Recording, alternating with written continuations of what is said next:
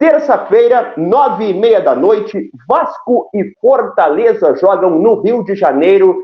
E como é que se acompanha esse jogo, Alan? Já é importante a gente destacar também uma outra peculiaridade que ainda sobrou na Copa do Brasil, que é não ter transmissão alguma em TV aberta, portanto, não se deixe levar pelos horários das 9h30 da noite. Eles não significam nada em termos de TV aberta.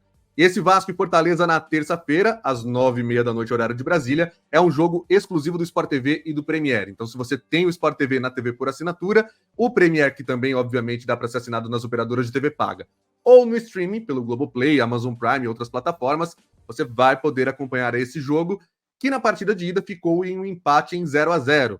Um jogo muito importante para a sequência da temporada das duas equipes, né? A Copa do Brasil não parou, o Brasileirão a gente teve aí o adiamento de 2 rodadas, portanto a gente não tem nem o que falar de como eles vêm do fim de semana, porque o Brasileirão não teve jogo.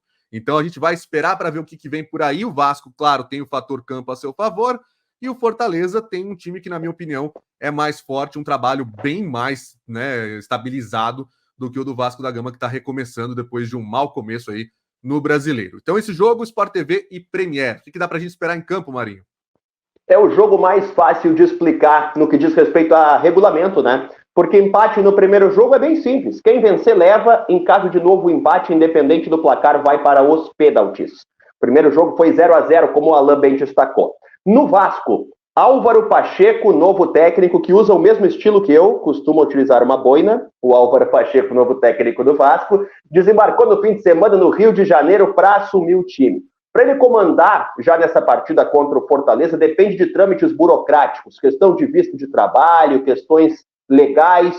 Então, dificilmente ele vai estar na beira do campo. Mais provável é que esteja um outro profissional do Vasco comandando o time. Em campo, o Hugo Moura volta a ser opção, o Paulinho e o Jair seguem de fora e o Adson é dúvida. Já no Fortaleza é o seguinte, ó, o Caleb e o Lucas Sacha são dúvidas e o Renato Kaiser não pode jogar, porque ele atuou na Copa do Brasil pelo Criciúma quando estava emprestado e na Copa do Brasil, se o jogador joga por um time, não pode jogar por outro, esse é o regulamento. O Fortaleza, ainda que tenha empatado fora de casa na Bombonera com o Boca Juniors, ele vem de 6 jogos sem vencer. Então a situação começa a ser mais complicada para o Fortaleza atrás de melhores resultados. O pessoal está bem preocupado, a torcida do Leão do PC.